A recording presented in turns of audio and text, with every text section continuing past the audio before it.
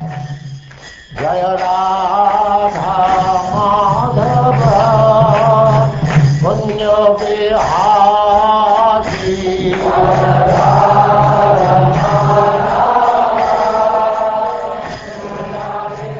And now chapter 53, Krishna kidnaps Rukmini.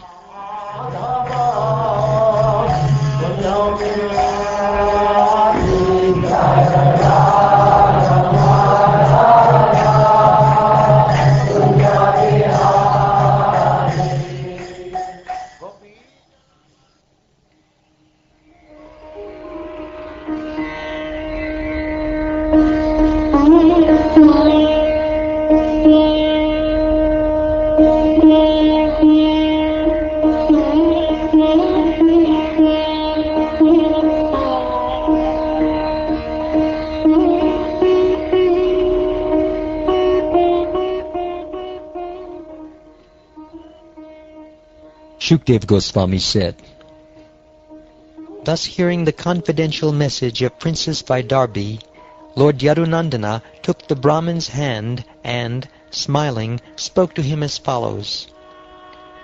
Just as Rukmini's mind is fixed on me, my mind is fixed on her. I can't even sleep at night.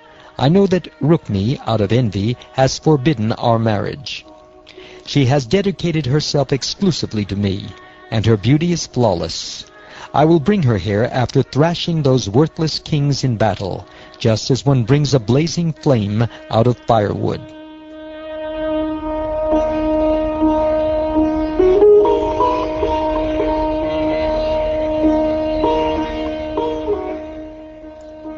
Lord Madhusudana also understood the exact lunar time for Rukmini's wedding. Thus he told his driver, Dwaraka, ready my chariot immediately. Dwaraka brought the Lord's chariot, yoked with the horses named Shaibya, Sugriva, Megapushpa, and Balahaka.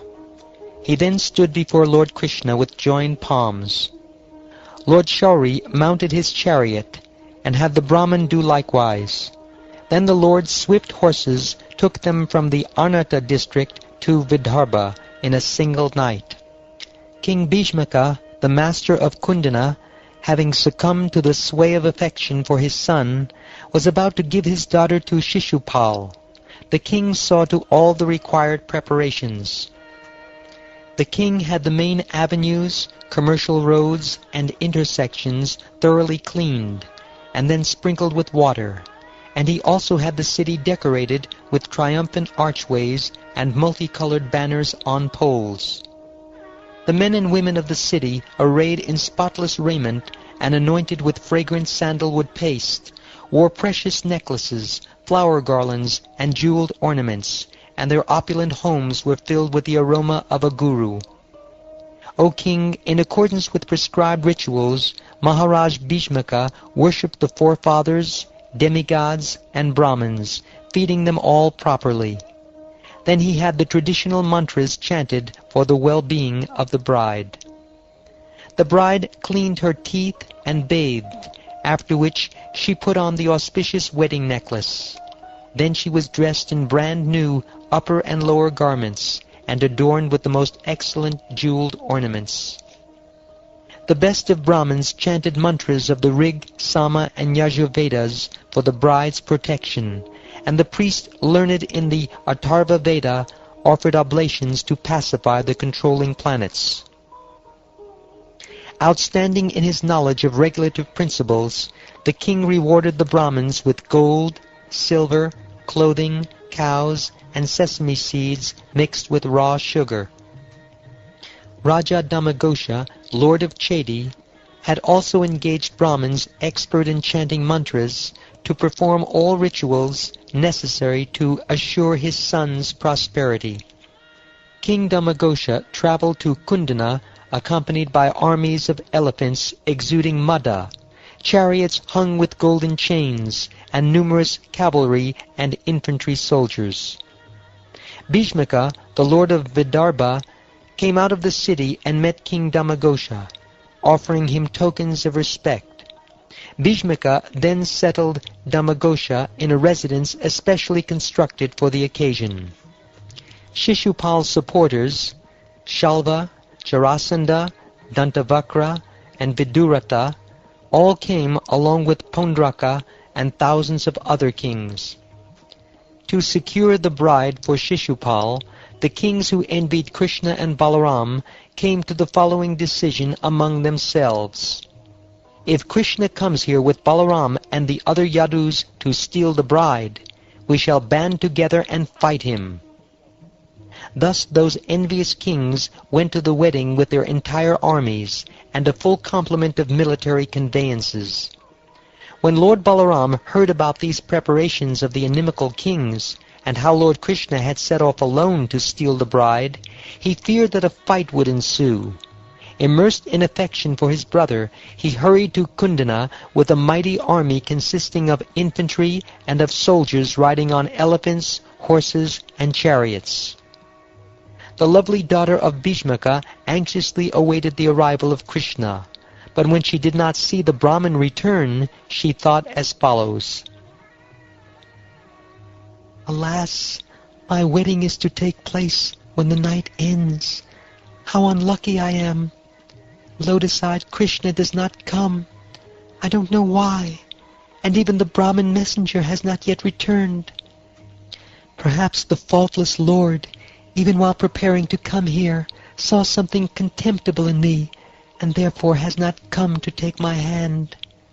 I am extremely unfortunate, for the Creator is not favorably disposed toward me, nor is the great Lord Shiva, or perhaps Shiva's wife, Devi, who is known as Gauri, Rudrani, Girija, and Sati, has turned against me.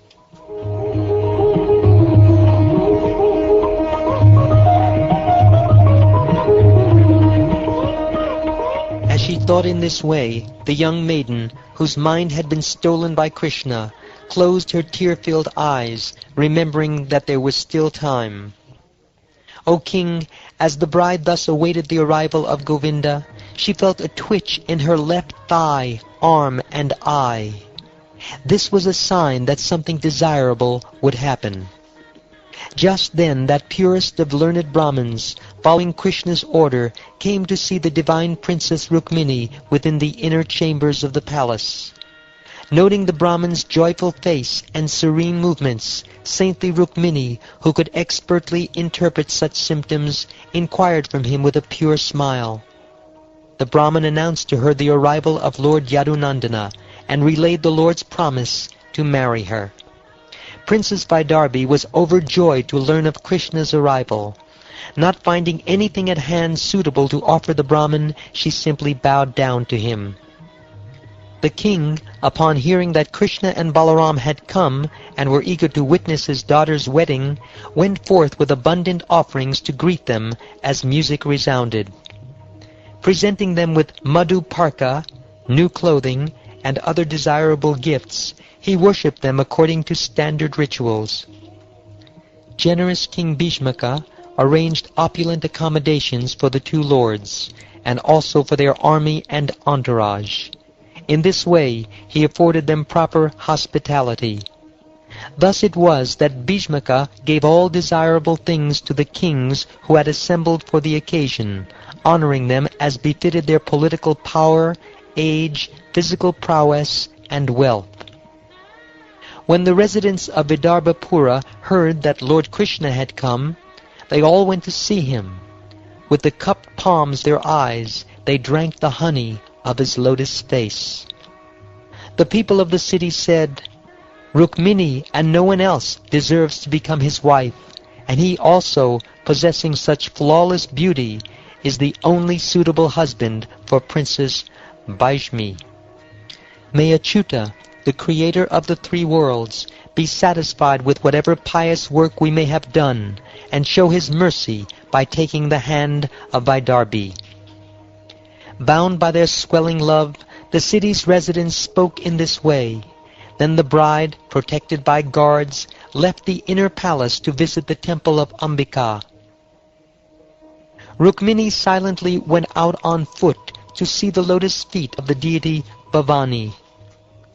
accompanied by her mothers and girlfriends, and protected by the king's valiant soldiers, who held their upraised weapons at the ready, she simply absorbed her mind in the lotus feet of Krishna. And all the while mridangas, conch shells, panavas, horns, and other instruments resounded.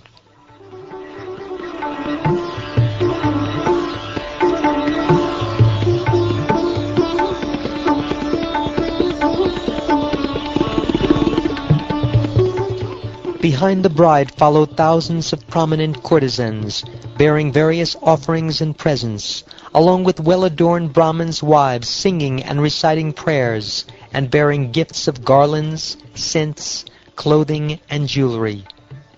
There were also professional singers, musicians, bards, chroniclers, and heralds. Upon reaching the goddess's temple, Rukmini first washed her lotus feet and hands, and then sipped water for purification. Thus sanctified and peaceful, she came into the presence of Mother Ambika. The older wives of Brahmins, expert in the knowledge of rituals, led young Rukmini in offering respects to Bhavani, who appeared with her consort, Lord Baba. Princess Rukmini prayed, "O Mother Ambika, wife of Lord Shiva, I repeatedly offer my obeisances unto you, together with your children.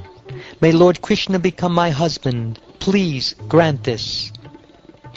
Rukmini worshipped the goddess with water, scents, whole grains, incense, clothing, garlands, necklaces, jewelry, and other prescribed offerings and gifts, and also with arrays of lamps. The married Brahmin women each performed worship simultaneously with the same items, also offering savories and cakes, prepared betel nut, sacred threads, fruit, and sugarcane juice.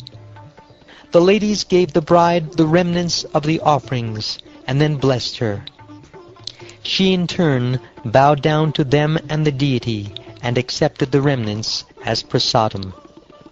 The princess then gave up her vow of silence, and left the Ambika temple, holding on to a maidservant with her hand, which was adorned with a jeweled ring. Rukmini appeared as enchanting as the Lord's illusory potency, who enchants even the sober and grave. Thus the kings gazed upon her virgin beauty, her shapely waist, and her lovely face adorned with earrings. Her hips were graced with a jewel-studded belt, her breasts were just budding, and her eyes seemed apprehensive of her encroaching locks of hair. She smiled sweetly, her jasmine bud teeth reflecting the glow of her bimber-red lips. As she walked with the motions of a royal swan, the effulgence of her tinkling ankle bells beautified her feet. Seeing her, the assembled heroes were totally bewildered. Lust tore at their hearts. Indeed, when the kings saw her broad smile and shy glance, they became stupefied, dropped their weapons, and fell unconscious to the ground from their elephants, chariots, and horses. On the pretext of the procession, Rukmini displayed her beauty for Krishna alone. Slowly she advanced the two moving lotus whorls of her feet, awaiting the arrival of the Supreme Lord.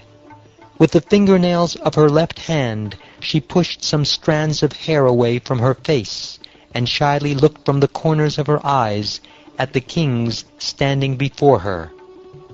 At that moment she saw Krishna. Then, while his enemies looked on, the Lord seized the princess, who was eager to mount his chariot. Lifting the princess onto his chariot, whose flag bore the emblem of Garuda, Lord Madhava drove back the circle of kings. With Balaram in the lead, he slowly exited, like a lion removing his prey from the midst of jackals. The kings inimical to the Lord, headed by Jarasandha, could not tolerate this humiliating defeat. They exclaimed, "Oh, damn us! Though we are mighty archers, mere cowards have stolen our honor, just as puny animals might steal the honor of lions."